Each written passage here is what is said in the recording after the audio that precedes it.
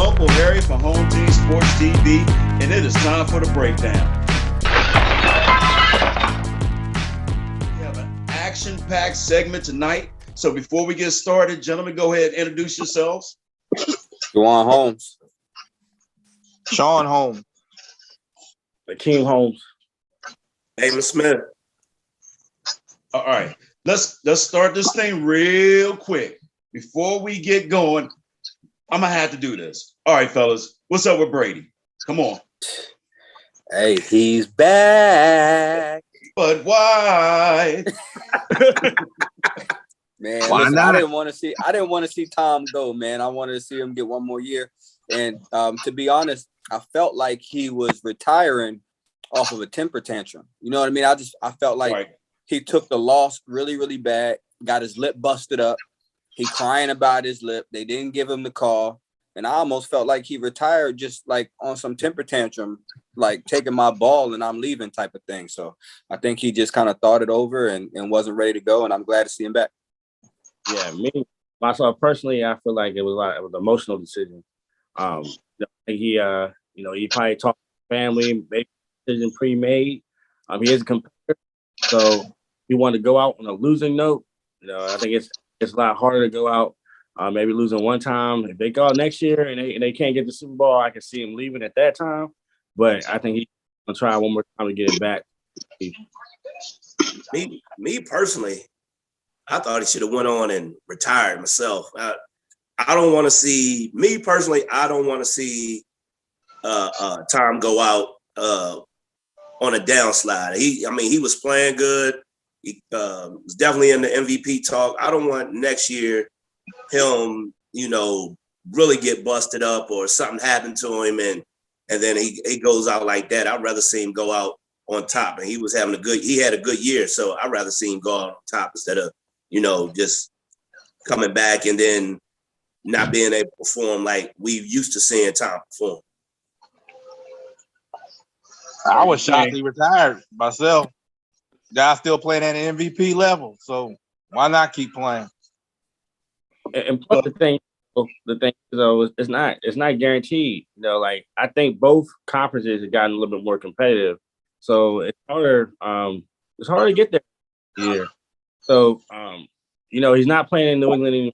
Doesn't have Bill Belichick anymore, even though Tom is a catalyst. Obviously we see that Tom is a catalyst to that duo, but I think it's a little bit harder to get to the Super Bowl now than it maybe have been in previous years. So he can come back, and I think his competitive fire is stoked a little bit, but there's no guarantee that he comes back this year. Well, teams are competitive, getting better. At what point in time do your organization have to start considering, all right, it's time to move on, it's time to develop another player? I mean, look at Pittsburgh. Look at Pittsburgh and Ben. Yeah. So what? I don't think Bruce Arians was ready for Tom to go either, though. I think he spent a lot of time trying to convince him to come back because they didn't, they don't have somebody, waiting to replace Tom. And honestly, how can you replace Tom Brady? Green Bay Packers just got super lucky. Go from Brett Favre to Aaron Rodgers, like unbelievable. Look at the Redskins. He waited in the wings for a while. He did, and he wasn't happy about it. And he did. But, he turned out to be one of the greatest of all time. He's a Hall of Famer. How many people can say they went from back-to-back Hall of Famers, especially one that you drafted? Right. You know what I mean? So yeah, I don't know but what Tampa Bay doesn't sit in the same situation.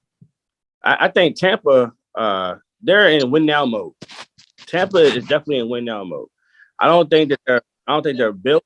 To be honest with you, and only I think when they seen that Russell Wilson left, I think when they seen that Aaron Rodgers was staying, like I don't think they feel like they can get a competitive quarterback in there that was that would be ready to take over a win now team. So like Juwan, like Bruce at that point, seeing some of the special quarterbacks can move, ready to go in on Tom and say, hey, listen, Tom, you got one more year left in you. And go from there because after that, who knows? Bruce Arians an older coach. No one's saying that he's going to come back for the next 3 or 4 years. So you're trying to say he's trying to get it all now? he might win a Super Bowl and say, hey, I'm riding out on the horse with you. But All then right, you got now to think. You got to also think they got to. At what point do you try to find his successor, though? I mean, they knew before they knew it was that time was coming. They knew that time was coming, and they still didn't draft anybody, you know, to be a successor. So, I mean, at what point? When do you decide to do that? I agree. Once he's gone, they have nobody. All right, gentlemen, I'm gonna have to move this along. All right, we're gonna jump ship and let's talk about the regional matchups that's coming up for the girls' state tournament. Coach Smith, you want to start that one, bro? Well, actually, we already done. We're already done with it. We got bounced. We got bounced. It hurt too, but the thing about it is everybody knows we weren't very healthy. We lost our main two players. A lot of my girls have never been before. We only had, I think, the ones that actually played. We only had 3 that was actually there last year. Right. So the rest of my girls, they were nervous. Them lights hit them. That arena, the fans being around, the cameras and everything being there. The girls it was too big for them. The moment was too big. They was nervous. They even told me that. They said it after the game. They said it around the fourth quarter. A lot of them told me that. They was just nervous. They were still nervous in the fourth quarter. The game was been over and they was still shaking. Those girls were still shaking. So, I mean, and then even then even in the press conference afterwards, I had three girls go in with me, and they asked, the media asked about that, and all 3 of them said it was hard to play. It was hard to play without having Injustice. They all said, "Oh yeah, absolutely." I mean, to lose Heaven for one was, that's super hard to overcome, and then to be able to still win the regional championship, sectional and regional championship without Heaven, just goes to show how much Justice stepped up to the plate and took that role, and she took it personally. And we saw her interview after the game with Tommy, and she took it personal. She took it personal, and for you guys to win without Heaven is crazy. And then for you to win, to still, go to state and even play, just hats off to you, Smitty, for keeping that team motivated and keeping them positive. And to even making it to the state tournament with all the adversity that you faced this year. So regardless of the sports, the outcome of the score, man, hats off to you. So yeah, I mean, they have a right to be nervous. They haven't been there. Like you said, they haven't played. It's a huge arena, bright lights, cameras everywhere, big city, bigger than what they're used to, the building, the backdrop, all the, the hype that comes around it. So understood. Just allow, they just got to allow that to keep them motivated and hungry for next year. But, when it's all said and done, hats off to you as the coach and keeping that program, and Ronell, and keeping that program going with all the adversity that you faced this year. And you can never tell how you're going to be until you get there. And everybody has a game plan until they get there. So, man, now they where it goes. Go ahead, tell them, Keith. Everybody got a game plan until when? Until you get punched in the mouth. That's what it is. I knew it was coming. That's what it was. Hey, I already know. Yeah, I already know. Playing, you know what I mean? And until you get there, and then like you said, you get that initial punch in the mouth, and it's like, how do you react? You get that fight or flight kicks in. Either you're gonna fight and you're gonna come back in and you're gonna bow to the end, or some people tuck tail and they flee. And all we can is hope for is just in the future, because you have a very young team, Damon, that can go back next year as well. So hopefully they can use that experience from this year, next year, and be better prepared, for those bright lights. Because it's a lot of young teams. You guys have a lot of juniors and very young. So only 2 teams can go. I mean, it's hopefully like next year they fuel their fire to get there. You know, they got bounced in their first round, but say, hey, next year we're gonna go back there and we're gonna make some noise and hopefully be a little bit more healthy. Going down to Charleston next year. Yeah, that's what I told the media down there. I told them the two times we've been down here, we haven't been completely healthy. Last year, lost my best player last year. And Armstrong, Christiana Armstrong, lost her, and didn't have my super athletic freshman. I didn't have her, and she was 6'1", 6'2", something like that, and she was super athletic. Didn't have her last year, so we didn't have everybody, and not to mention this year, Mac was also. She was dealing with a sprained MCL. That happened during the regional game. So she wasn't 100%. So we was dead in the water for real. Yeah. What grade is Mac in? Mac is she's a junior. Okay. She's a junior. So she's been down there twice, played significant minutes both times. So she's ready. She'll be ready to go next year. She'll definitely be ready to go next year. Yeah, and now them young ones know. They've been down there and seen the lights, seen what comes along with it. Now they'll be better prepared next year when they get down there. Right. And also, home team sports are going to put the light on these kids even more next year. For sure. Definitely. So they'll start getting used to more exposure. Yeah, and that's very true, Harry. You know, if they can get more comfortable. Being on camera, knowing that there's going to be live video footage on them consistently. The interviews that we have, that's practice. That's practice for multiple things, in life. So hopefully, they'll be able to make that adjustment. Like Juwan said, congratulations on the success for this year in the season. And knowing how fiery Justice is, not to be able to play in the state tournament, she's gonna come back next year. It killed her. It killed her. But before we move on, just want to let y'all know that I'm already working on our schedule for next year. We going to St. Albans. St. Albans is doing a showcase. They supposed to have all these teams down there. They supposed to be having college coaches that are going to be there. I just talked to them yesterday morning about it. They're gonna have college coaches going to be there, so that's going to be big. Plus, we're gonna try. I'm definitely going to try to head down there, Juwan. We definitely trying to head down there. That is definitely. I mean, the past couple of years you've asked me to come down. That's definitely in the mix, though. Cool. Definitely in the mix. Yeah, my daughter said she said check up. CC said don't want the smoke. CC don't want the smoke. She said check up, man. You guys are more than welcome. Come down. We put you in a hotel on the beach. You know what I mean? Have a good time in it. Like I said, we'll get you guys all set up.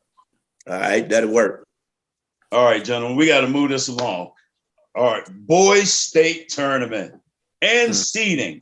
But what I'm gonna do, I'm gonna add a couple of things together. Are they in the tournament seeding? Are they dissing the Eastern Panhandle? Always. Always. Man. Yeah, to go undefeated, you didn't lose all season, and a team lost 4 games. And I know I've heard they've lost 4 games out of state, some good competition. But I'm gonna say this, right? Jefferson, they put their season on the line when they won that tournament. Even though that team ended up losing 2-3 times, they didn't know that. Now that team is a private school. They are able to recruit. They do have a little bit different rules in West Virginia Scholastic basketball, and they went there and they smoked them. Right. So the only time that they went out there and they stepped up that challenge and they punished that team. You go 22-0, you don't lose, and you don't get the 1 seed to a team that is good, but they lost 4 games, 4 times. Not 1 loss, not 2 losses. They lost 4 times. And you put that team above an undefeated team. I think that is disrespect. Yo, 100% disrespect. And I addressed the team before I left town, and I told them, I said, you're the number 2 seed for a reason, because they don't respect you. It's really just that simple. They don't respect you. You haven't been down there and won before. So you go down, you take your respect, you demand your respect, you earn your respect. So that's what they're going to have to do. They're going to have to go down there and win. And if they don't, then their ranking was correct. So unless they go down there and they actually, produce and get a win under their belt and show the people down there that they're for real, then you prove them right. So it's a challenge.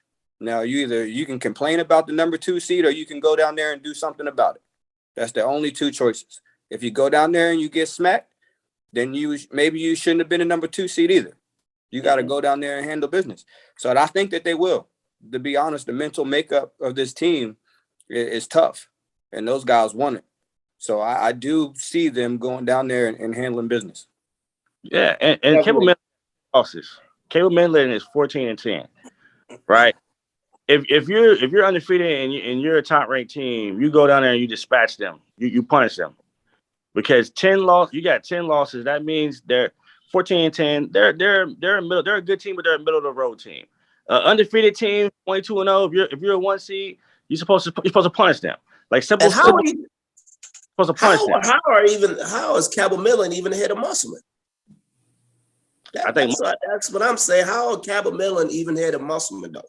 I don't understand. That's where it's just disrespect all across the board when it comes to Eastern Panhandle.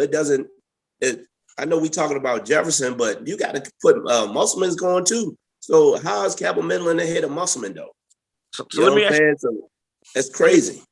Let me ask you something though, right? You go down there and you put Jefferson in 1 seed and you give Musselman an 8 seed. They're playing again for the 4th time, right? Right. So do you think that might factor into it a little bit as well? Like really not wanting to have 2 teams from the same place playing again in the first round. Because they've been putting Morgantown flip-flopping ahead of Jefferson the whole season. So I'm not just saying that, but just in this case in particular, I think they already had Musselman set when they won. Whoever's going to win, whoever the second team was in the Eastern Panhandle was going to be the 8. Like that was just facts. It didn't matter if it was going to be Martinsburg. It was whoever's going to get there outside Jefferson was going to be the 8 seed. So, but what was Musselman's record? What was Musselman's record? I think they lost 11 games. 14-10. 14-10. Same record. Yeah, so that's probably why they put him at the HCA. I mean, they didn't want to, see Jefferson play Musselman again for the 4th time. Neither did Sean. No. I played. I'd much rather play Jefferson than Morgantown.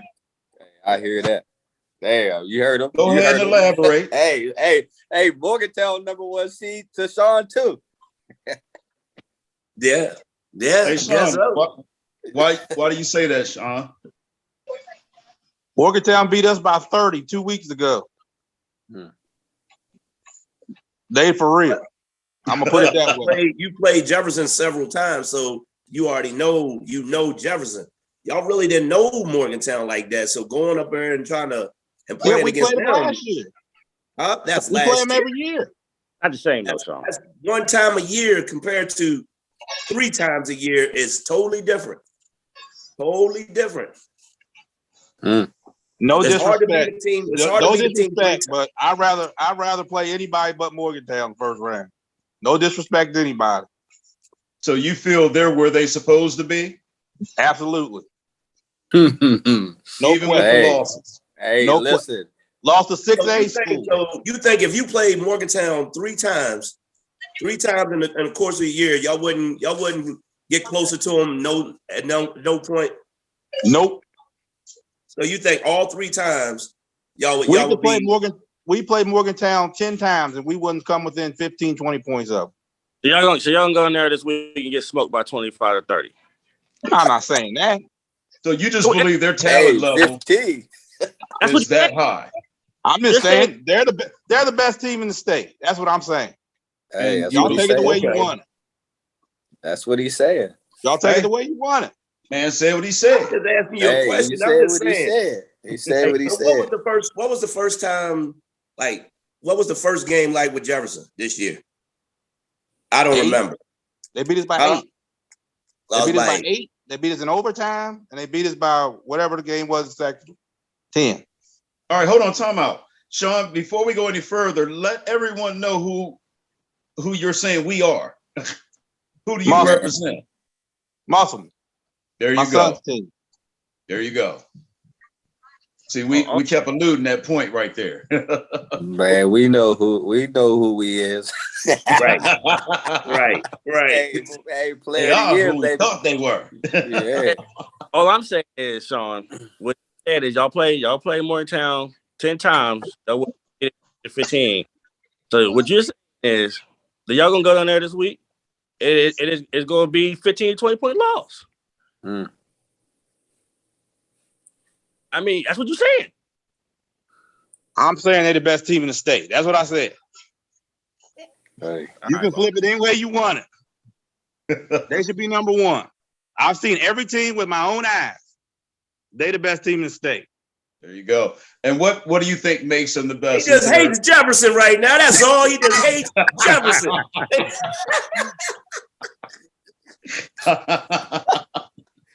Hey man, yeah, Sean, tell us what makes them so good. Because I know I've seen them before too. To be I've totally never seen honest. him, so I don't know.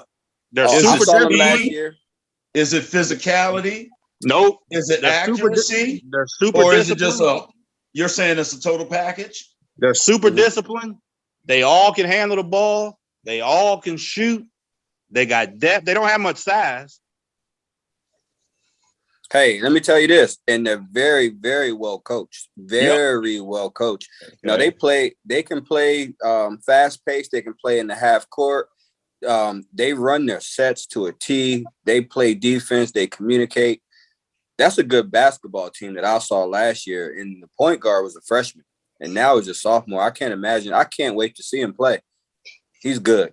Morgantown's a good team. Now, you know, if Jefferson, is the number 1 team in the state, they'll make it through their bracket, and it'll be Jefferson versus Morgantown in the state championship. So, Right. I say the only problem I see with Jefferson is the fact that they don't really rebound as much as they should.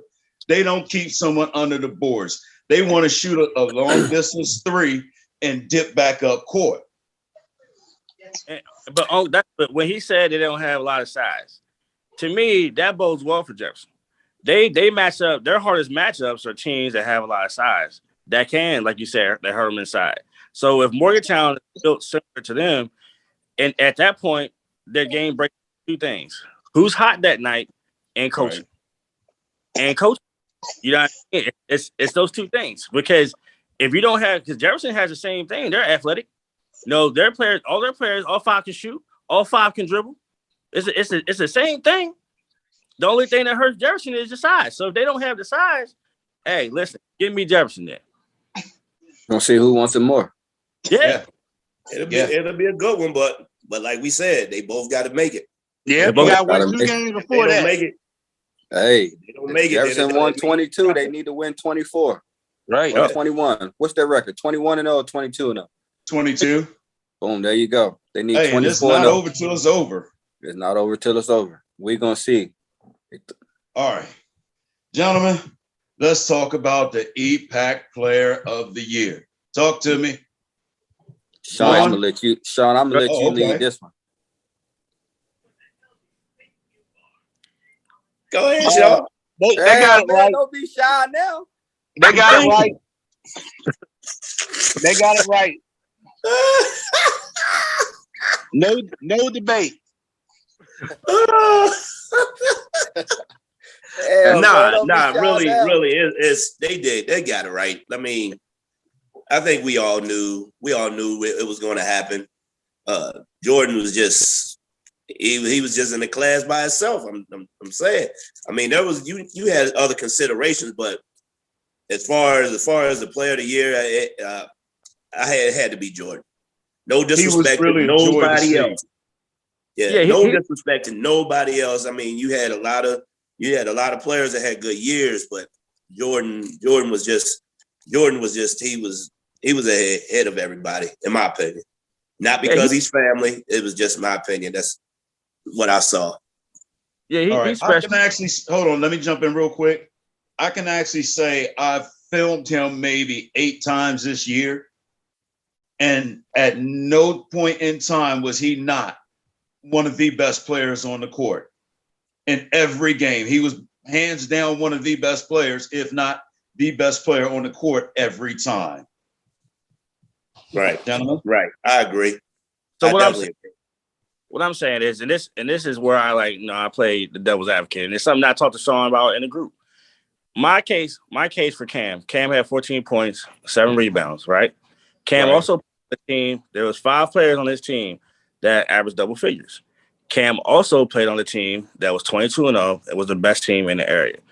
Typically, the best player on the best team, and 14-7 is not bad. I know it's not 18 that Jordan had, but he averaged 14-7. Typically the best player on the best team with the best stats, he was leading scorer on the team, leading rebounder on the team. Typically that player does win player of the year. That was my perspective. Do I feel like Jordan was the best player in the area? Yes, I do feel like he was an EPAC player of the year. But I'm just saying historically, a person who's leading scorer on the best team, leading rebounder on the best team, and his team has not lost, and he has beaten somebody else's team 3 times, typically that player gets the player of the year. So that was my point when I picked Cam Johnson for player of the year. That ain't a bad. John? That's not a bad point. That's not a bad point. But I think Jordan. I just see Jordan as ahead of the class. That's just me. I mean, I feel what you're saying though, Keem. I do. I really do. But I just felt Jordan was the best. He was the best of the best. Hey, well, Kim, what they do when they went head to head? That was gonna be my question. I know Cam got 3 wins. No, I'm not talking about the team, man. Stats, We're bro. not talking about. Don't try to get around All right. the question. The question is, what did Cam and Jordan do head to head when they played each other? Right. So we know whose team is better. Yeah, I know. But what I'm gonna say is this, right? The thing about Cam, this is the difference between both of those teams. And you guys can agree with it. You guys cannot agree with it. This is my point. The point is on Jordan's team, Jordan's gonna get 15 to 20 shots. He's gonna get his shots up, and he's the focal point of that team because they might have 1 or 2 players. He's the only player on that team that can get his own shot when he wants to. On the team, all 5 players can get their shots when they want to. So yeah, absolutely. I totally agree. I wasn't disagreeing with you at all, honestly, because I agree with you. I mean, normally the best player on the best team, especially 22-0, making history, normally that person gets the player of the year. But I mean, that's why I asked you, what did they do head to head? I mean, that was an honest question. For me, yeah, I understand that point, and I do understand that. I just feel like basketball skill wise and actual production on the floor, that Jordan Holmes was the best player in the area. So to me, it's impressive if you're the only person that a whole team has to stop and they still can't stop you. Exactly. So Yeah. if your defense is predicated on stopping me and you still can't stop me, then there you go. I'm the best player. Night in, night out. Night in, night out. Yeah, every Yeah, game I've watched Jordan play, that's exactly the case. yeah, I think they got it right as well. But I think I was just saying for as historically, that's typically how it works out. So it wouldn't have been far fetched if that happened. Like, do I think they made the right? Yeah, it would have. What I'm saying would have been far fetched. Man, well, hold on, Cam Johnson, they disrespected that man by not even putting him on first team All EPAC. Yeah, I'll step out there and say that. That's very disrespectful. Because he's the leading scorer and the leading rebounder on the best team in the EPAC. 14-7, 22-0. And that man's not on first team. So, and that's voted on by the coaches. Yeah, I don't know what they was thinking. Hey, the coaches got it wrong. How did that even happen?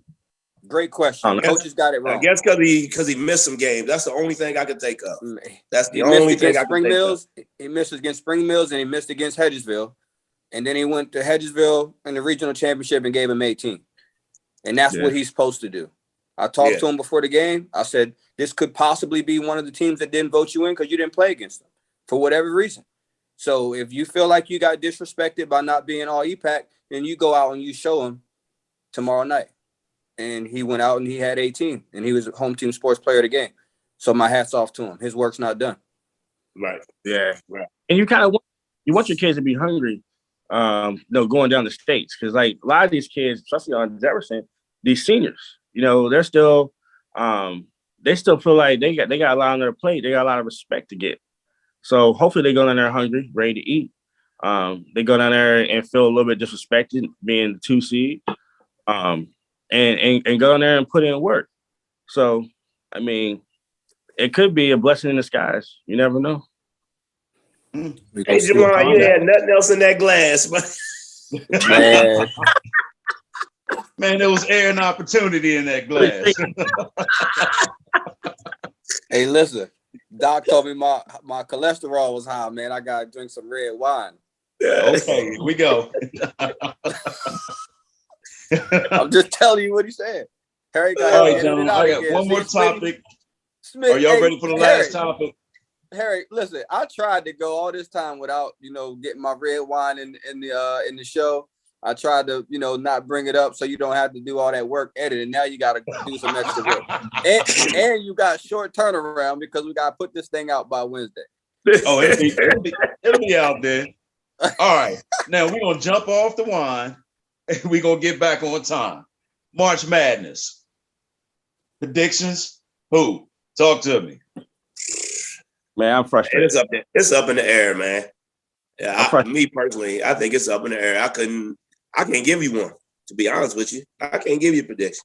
I'm gonna have to do about 10 brackets and have a different champion on each bracket. Hey, Smitty, I'm frustrated. In the words of Jace Holmes, I'm mad. Because John Thompson, bro, like, man, how man, Georgetown ain't win one Big East game all season. We went 0-24. I quit watching. Talking about Georgetown a month and a half ago. Oh man, I'm mad. Man, what did that got to do with the NCAA men's basketball tournament picks, man? Because he had to get that out there. I'm trying to get it out there because I ain't paying attention for the last He month. ain't paying attention. He ain't paying attention to nothing. You ain't watching no championships or nothing.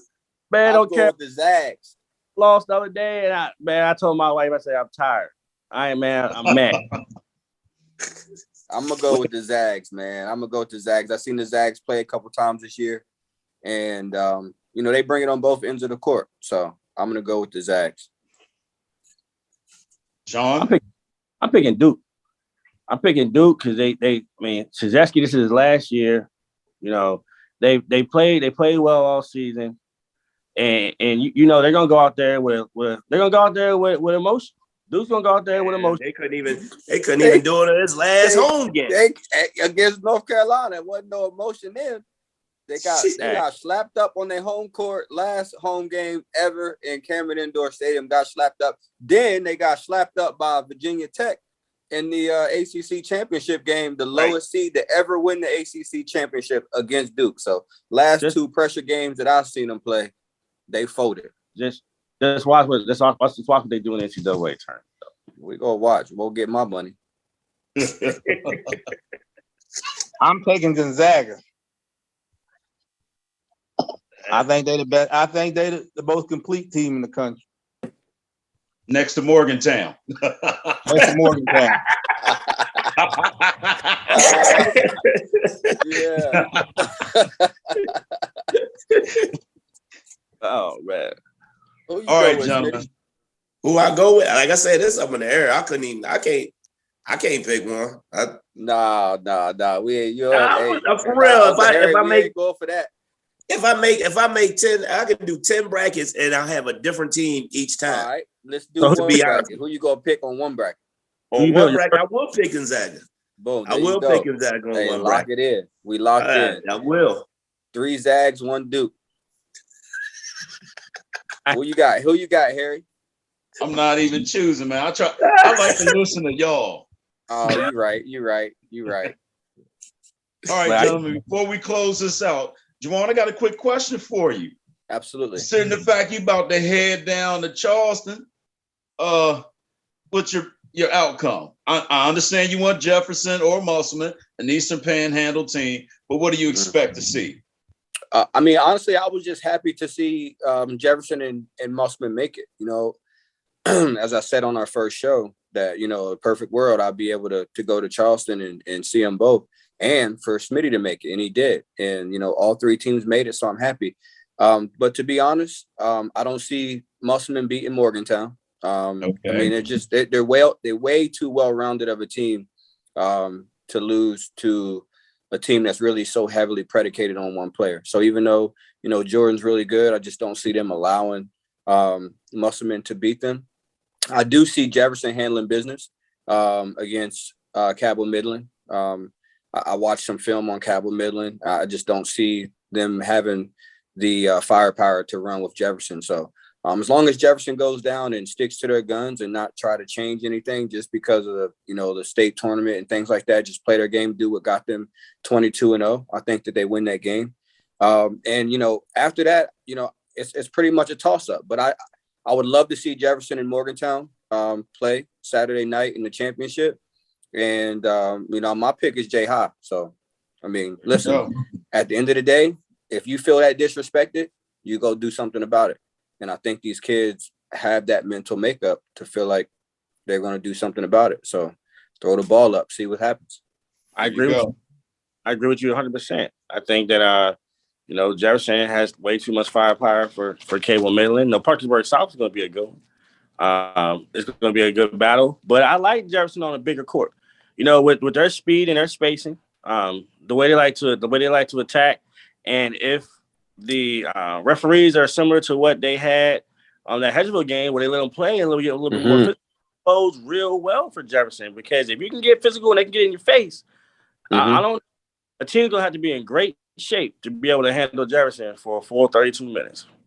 Yeah. So for me, the one thing that worries me about Jefferson is their depth, right? So you know, I don't know how deep these other teams can go, but it's really going to depend on how well Bryson plays and how well Wyatt Shively plays off the bench.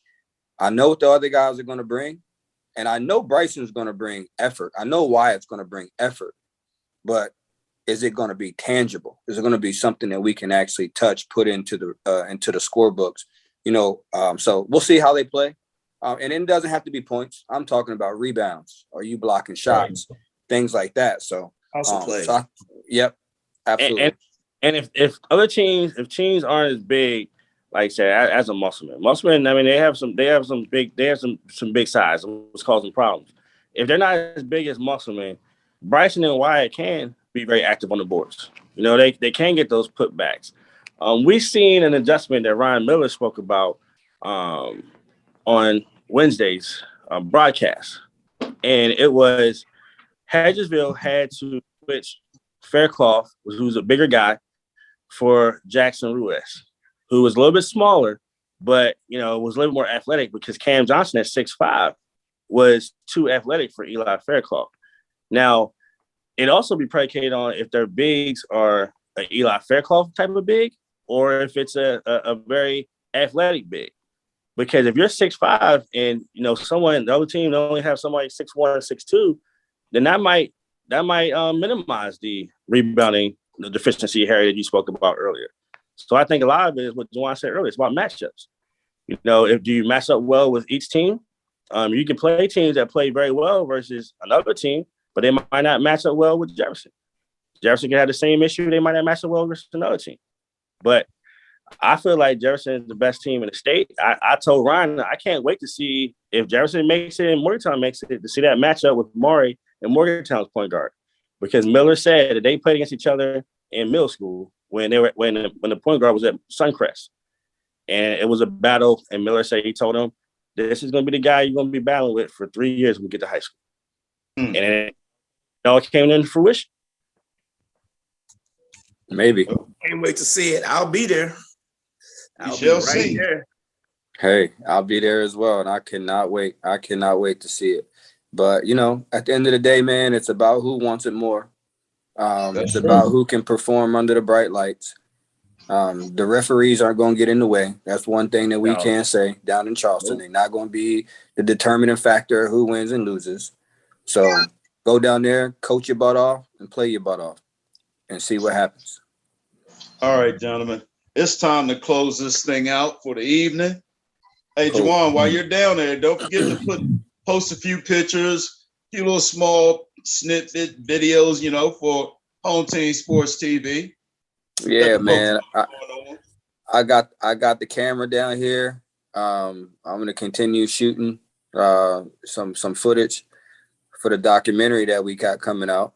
We're gonna do a documentary on Jefferson basketball as they continue on their road to perfection. So you know, it'll be some real footage, some real time as they're continuing to chase history. You know, and I will say before we get off of here, you know, our basketball season is over, and you guys did an amazing job, you know, covering the end of basketball season, and we got started. We didn't even get started until late January. Right. So I appreciate all the work that you guys put in. Appreciate you guys putting up with me from Florida, because I know that's not easy.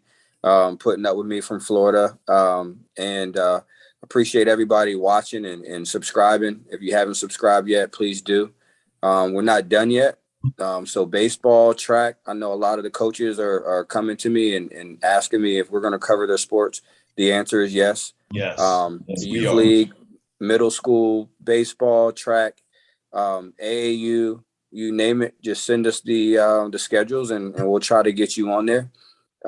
Businesses, continue to get your commercials made, and you know, we still need the sponsorships. Cannot wait to do football next year. Harry, I know you and Keem are chomping at the bit to do football, but you know, this train is not going to stop. Yeah, I mean, you don't know how many people have reached out to me and asked me, especially the baseball team. Like, there's multiple players, man. You guys are gonna come do our game, and you know, it's exciting. It's exciting to see that the community is that excited about something that. Martinsburg? Martinsburg players? I didn't say Mark. Hey, now listen, hey man, opportunity over. Yeah, we'll do Martinsburg game too, as long as you know what I mean. We do Martinsburg games. We do Martinsburg games. Yeah. I mean, we actually want an opportunity to interview some of their players as well, considering the fact we're highlighting the rest of the Eastern Panhandle. Yeah, Absolutely. Okay. Yeah, we do everybody. We do everybody. But we focus it on. We're County. focusing on the Eastern Panhandle. Yeah, but you know what? So this is clearly we want Jefferson County to be able to have a platform. So yes, we are focusing on Jefferson County, but you know, like Keem said, equal opportunity. So if you know Jefferson County is not playing and Berkeley County has a game that's not being covered already by TV10, then you know we'll go out and we'll do it. We're not here to step on anybody's foot. We're going to remain professional. We're going to remain supportive of everybody in the community on the Eastern Panhandle. But absolutely, this platform was brought up so that we can magnify what's going on in Jefferson County, because we feel like it's a void that, you know, we feel. And I'm happy that we filled it, and that we'll continue to fill. And sky's the limit. So, yes, sir. Yeah, absolutely. All right, ladies and gentlemen, Uncle Harry, Home Team Sports. You guys just witnessed the breakdown. Y'all have a great day. See you. See you later.